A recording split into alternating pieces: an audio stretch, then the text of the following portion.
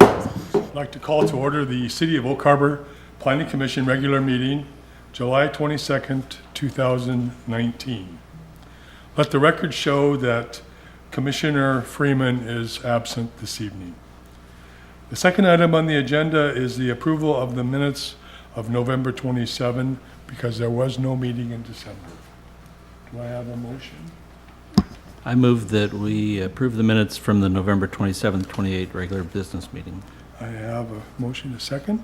I second the motion. Second, all in favor? Aye. Aye. Approved. Third item, as is with all of our meetings, is public comment. We set aside 15 minutes for agenda items or items that are otherwise not on the agenda.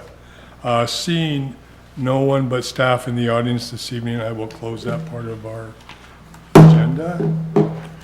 4 is our public meetings. First up is the 2019 Comprehensive Plan Amendments docket. Senior Planner Kat Kamak will lead us through this, and also this will be a public hearing, so along the way I will open that up for public. Thank you. Good evening. Kat Kamak, Senior Planner, here to present the preliminary docket for the 2019 Comprehensive Plan Amendments. You will notice that the docket is somewhat similar to last year's docket because a lot of these items are continuing discussion and there's some work going on, so we want to keep some of these items open, and we'll hopefully try and close some of them out this year. So we have the parks. We don't have a remote.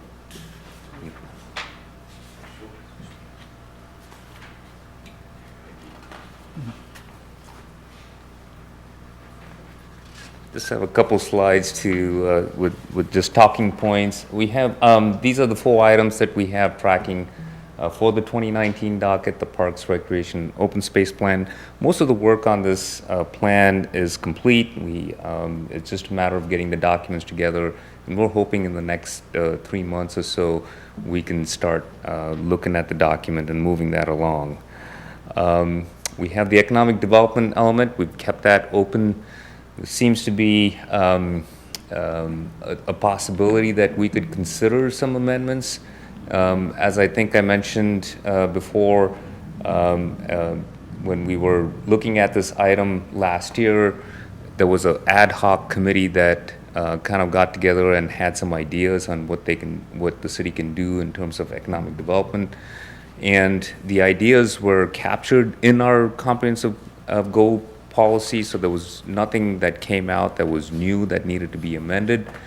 However, we do have some synergy now with the Chamber of Commerce and Downtown Main Street Association and the city, and we're looking for some potential opportunities there that could impact this element. So we'll keep that open, see if anything comes out throughout in the course of the year. Housing element. This will probably take a lot of our time in 2019. I expect to have many discussions here at the Planning Commission related to this item. We did have some conversations, or continuing to have some conversations with the county, because they've just adopted their housing element and they have an implementation plan that they're trying to work with us. I think that will work well with our housing element update. So as we discuss issues with the county, we can also keep you in the loop, and I see that happening throughout this year. We talked about the housing element a little bit in 2018, around September. We just kind of reviewed our existing element and looked at the goals and policies, and we found that our goals and policies are pretty fair and covers a lot of the issues that are in the community. It's how do we implement these? It's just because we have some statements in the plan, it doesn't make it so. The question is, how do we try and accomplish this? And I think that's what this 2019 will be mostly about. Capital improvement plan, we update this annually, update the projects. This year we had some nice tools to work with and refine the process. We'll continue to do that this year and look for opportunities to see if our scheduling can get better. If so, we'll make some changes to some schedule. I don't expect major projects to come in and out of the capital improvements plan, but it's just good to take a look at it and see if we can make that 6-year schedule a little more refined and predictable. So that's what we'll be looking at in 2019. We'd recommend that the Planning Commission open the hearing on this and then forward it to the City Council. What happens from here is once you take a look at it and you forward it, we're talking to the City Council at a workshop in February about these elements. We'll get their input as well.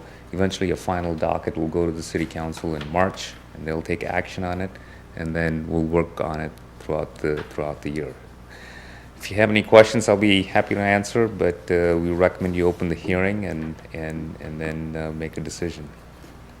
At this time, I'd like to open the public hearing for the 2019 Comprehensive Plan Amendments docket. Having no one in the audience, the commissioners have any input, any comment, questions? Hal? So I understand the state is doing some things regarding Growth Management Act. Do you think they're going to have any kind of firm guidance out this calendar year?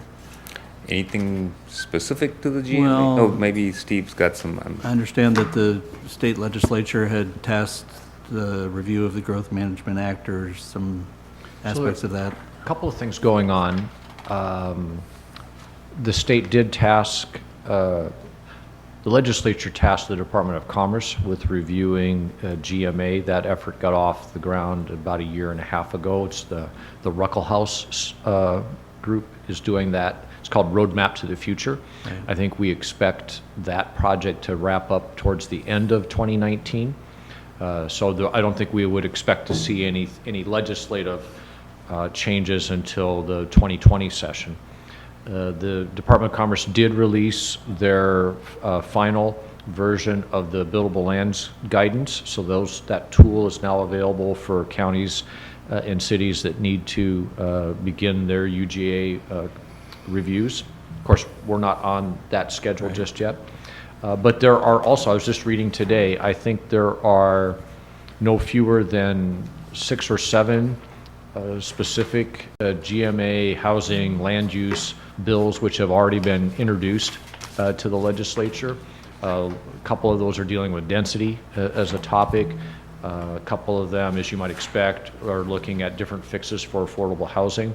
And so that really, I think, will probably be more impactful to our work in the near term than those other 2 efforts that I've just mentioned. So that one we'll just have to sort of watch as the session progresses. Thank you. Anything else?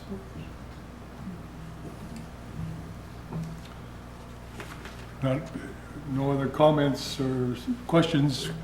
I would entertain a motion. Mr. Chairman, I move to recommend that the City Council adopt the 2019 Comprehensive Plan Amendment docket as presented. And a motion and a second. I second. It's been seconded. All in favor? Aye. All opposed? Motion passes. The next item on the agenda is brought to us by our Development Services Director, Steve Powers. It's the 2018 Planning Commission Annual Report to City Council. Steve? Thank you, Mr. Chairman, members of the Commission. It's my pleasure to once again talk to you about your annual report. We've put together the same format that we've used the last few years on this, listing out the things that we saw as accomplishments, also then laying out what we think we know about our year for 2019, which is always fairly challenging for us to try to project that, and then also looking at the more action-related details to what you guys accomplished this past year.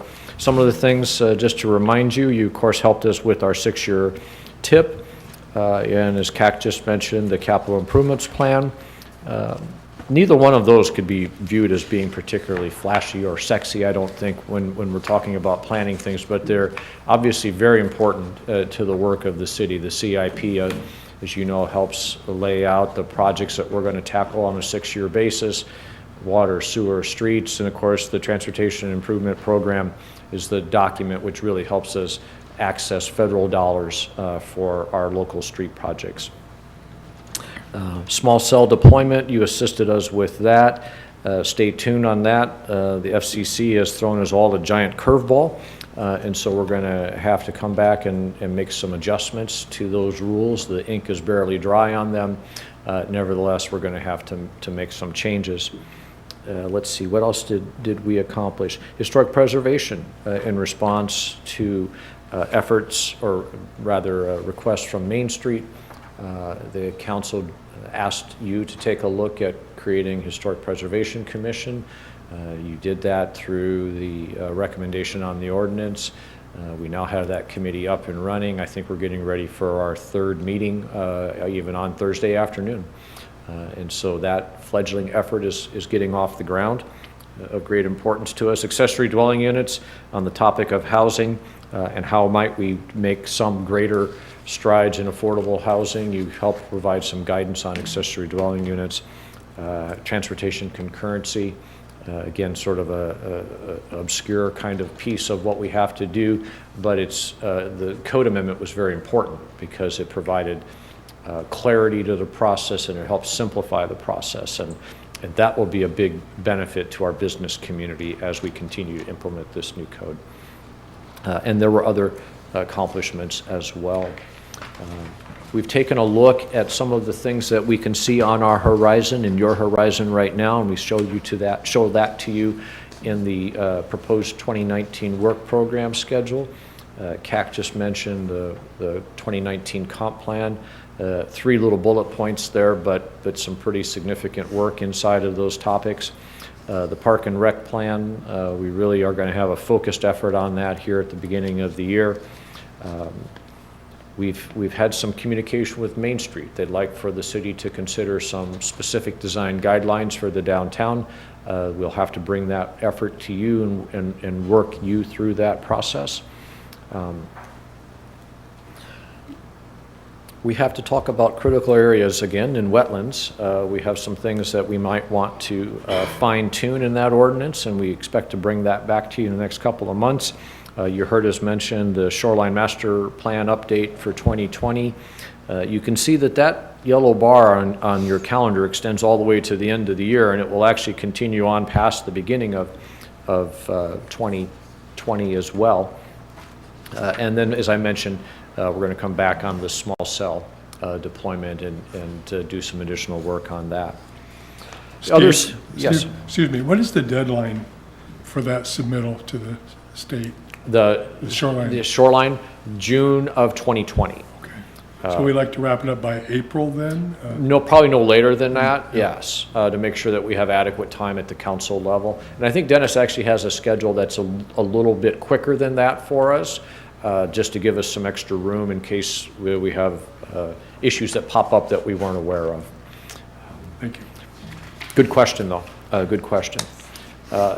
So then there also are some, the details are in here, but then there's a section where you are asked to make recommendations to the council. We routinely leave that blank. We don't presuppose what recommendations you might make to the council. And so if you have thoughts as to recommendations you would like to make to them as a body, this is a great time to talk about them, or you can give them a little bit of thought, because this comes back to you next month as well. So we introduce it to you in January. Under our code, you're required to forward it to the council by the end of February. And so if you have things that you'd like to talk to me about offline, we can certainly do that, or you can discuss those here or next month as well. So that's a quick overview of your annual report, and I'd be happy to help you with any questions. Well, I'll start if I may. Since this is the first time I've been here for this, what kind of general recommendations have we done in the past? What's sort of the scope for that? Actually, there have been very few times when there have been any recommendations. There was one time a good number of years ago where the Planning Commission recommended increasing the planning staff. We greatly appreciated that. It didn't come to fruition, but nevertheless, we appreciated the thought. And I will say the Planning Commission has kindly complimented staff on most years' worth of work, and that's been really what your your comment to the council has been you thanking the staff for the work. Of course, you're under no compulsion to do that, of course. So really been very few recommendations, Alan, have Okay. come forward. But if there are things that you think structurally should be different, or if there are other suggestions that you'd like to make, again, you should discuss them as a body either tonight or next month.